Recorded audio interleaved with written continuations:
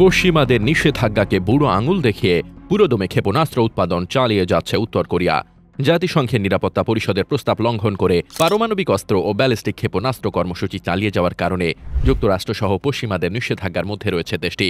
তবে নিষেধাজ্ঞায় যে কাজ হচ্ছে না, ক্ষেপণাস্ত্র প্রকল্পের উন্নয়ন চালিয়ে যাওয়ার মধ্য দিয়ে পশ্চিমাদের সেই বার্তাই দিচ্ছেন উত্তর কোরিয়ার নেতা কিম জং উন।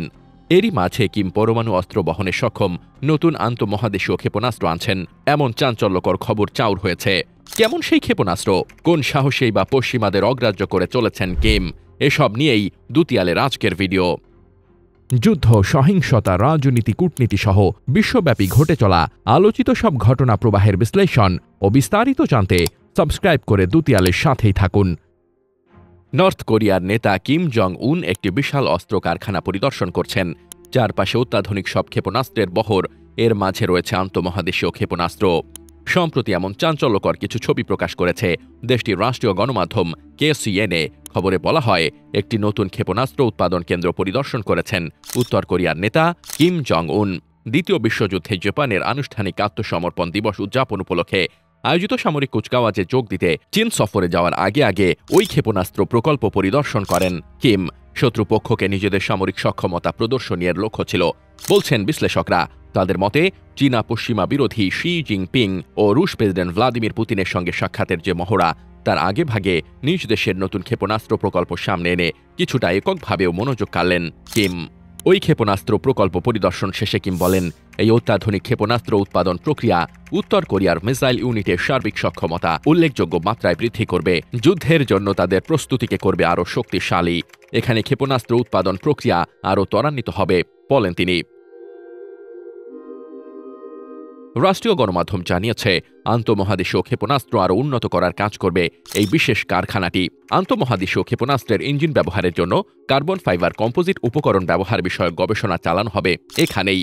এখন পর্যন্ত 13,000 কিলোমিটার দূরের লক্ষ্যবস্তুকে আঘাত হানার সক্ষমতা সম্পন্ন আন্তঃমহাদেশীয় ক্ষেপণাস্ত্রের পরীক্ষা চালিয়েছে উত্তর কোরিয়া, যা দিয়ে যুক্তরাষ্ট্রেও আঘাত হানা সম্ভব।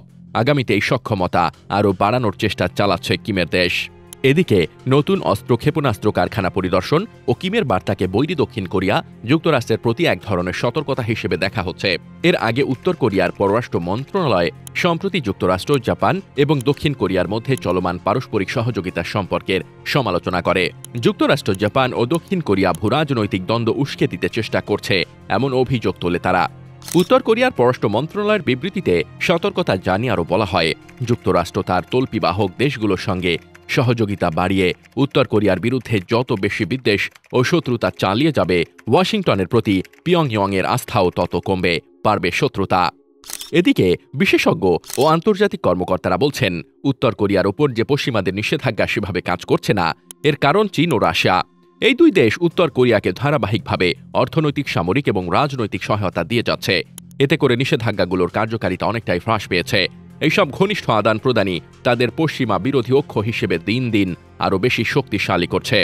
এসব দেশের সম্পর্ক এখন এতটাই গভীর যে ইউক্রেন যুদ্ধে রাশিয়াকে কেবল গোলা বারুদ ও ক্ষেপণাস্ত্রই পাঠিয়ে ক্ষান্ত হয়নি উত্তর কোরিয়া, রাশিয়ার হয়ে লড়তে উত্তর কোরিয়ার সেনাও পাঠিয়েছেন কিম। বিশ্লেষকরা বলছেন, ইউক্রেন যুদ্ধের প্রেক্ষাপটে রাশিয়ার সঙ্গে ঘনিষ্ঠ হওয়ার পর থেকে কোরিয়া উপদ্বীপের সীমা ছাড়িয়ে আন্তর্জাতিক ঘটনা প্রবাহ নিয়েও অনেক বেশি সরব হয়ে উঠেছে উত্তর কোরিয়া। গাজা যুদ্ধ, মধ্যপ্রাচ্য, তাইওয়ান প্রণালীর সংঘাত নিয়ে নানান বিবৃতি দিচ্ছে তারা। কিছু বিশেষজ্ঞের মতে, চীনে বহুপাক্ষিক অনুষ্ঠানে কিম জং উনের উপস্থিতি চীন ও রাশিয়ার অন্যান্য দেশের সঙ্গে ঘনিষ্ঠতা গড়ে তোলার প্রচেষ্টার অংশ। News desk, দুতিয়াল।